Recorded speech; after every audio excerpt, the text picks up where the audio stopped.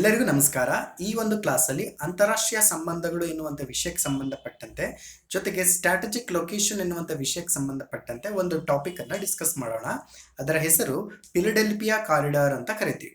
ತುಂಬಾನೇ ಇಂಪಾರ್ಟೆಂಟು. ಈ ಹಿಂದೆ KPSC ಮತ್ತು PSI ಎಕ್ಸಾಮ್ ಅಲ್ಲಿ ಈ ಒಂದು ಪ್ರಶ್ನೆಯನ್ನು ಕೇಳಿದ್ದಾರೆ. ಫಿಲಡೆಲ್ಫಿಯಾ ಕಾರಿಡಾರ್ ಅನ್ನುವಂಥದ್ದು ಮೆಡಿಟರೇನಿಯನ್ ಸಮುದ್ರದ ಪೂರ್ವ ಭಾಗದಲ್ಲಿ ಕಂಡು ಬರ್ತಕ್ಕಂಥದ್ದು. ತುಂಬಾನೇ ಇಂಪಾರ್ಟೆಂಟ್.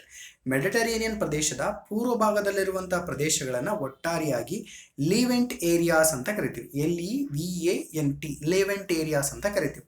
ಈ ಪಾಯಿಂಟ್ ನೆನ್ಪಿಟ್ಕೊಳ್ಳಿ. UPSC ಪರೀಕ್ಷೆಯಲ್ಲಿ ಈ ಒಂದು ಕ್ವಶನ್ ಅನ್ನ ಕೇಳಿದ್ದಾರೆ.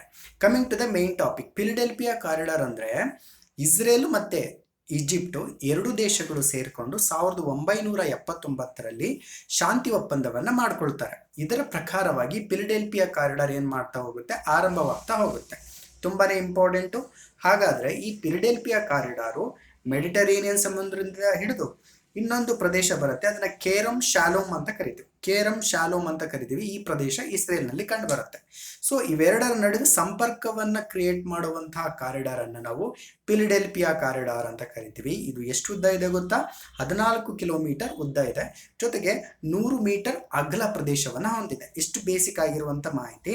ಎಗೇನು ಇಲ್ಲಿ ಗಾಜಾ ಸ್ಟ್ರಿಪ್ ಅಂತ ಬರುತ್ತೆ. ಇಸ್ರೇಲ್ನ ಪಶ್ಚಿಮ ಭಾಗದಲ್ಲಿ ಕಂಡು ಬರುವಂತ ಒಂದು ಗಾಜಾ ಸ್ಟ್ರಿಪ್ ಜೊತೆಗೆ ಈಜಿಪ್ಟ್, ಇವೆರಡೂ ಪ್ರದೇಶಗಳನ್ನ ಸೇರಿಸುವಂತಹ ಕಾರಿಡಾರ್.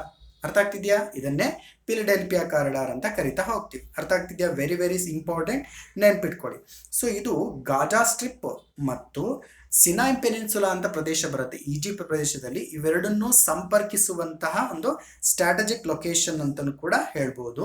ಸೊ ಈ ಒಂದು ಪ್ರದೇಶ ಒಂದು ಡಿಮಿಲಿಟರೈಸ್ಡ್ ಏರಿಯಾ ಅಂತಲೂ ಕೂಡ ಬಣ್ಣಿಸಬಹುದು. ಯಾಕೆ ಅಂದ್ರೆ ಈ ಪ್ರದೇಶದಲ್ಲಿ ಇಸ್ರೇಲು 2005ರಿಂದಲೂ ಕೂಡ ತನ್ನ ಸೇನೆಯನ್ನ, ತನ್ನ ಟ್ರೂಪ್ಸ್ ಅನ್ನ ಹೊರಗಡೆ ತೆಗೆದುಕೊಂಡು ಬಂದಿದೆ. ಆದುದರಿಂದ ಇದನ್ನ ಡಿಮಿಲಿಟರೈಸ್ಡ್ ಏರಿಯಾ ಅಂತಲೂ ಕೂಡ ನಾವಿಲ್ಲಿ ಬಣ್ಣಿಸಬಹುದಾಗುತ್ತೆ. ಇದಾಗಿತ್ತು ಫಿಲಡೆಲ್ಫಿಯಾ ಕಾರಿಡಾರ್ಗೆ ಸಂಬಂಧಪಟ್ಟಿರ್ತಕ್ಕಂಥ ಮಾಹಿತಿ. ಈ ಮಾಹಿತಿ ತಮಗೆ ಇಷ್ಟ ಆಗಿದೆ ಅಂತ ನಾನು ಬಯಸ್ತೀನಿ. Thank you. ಧನ್ಯವಾದಗಳು.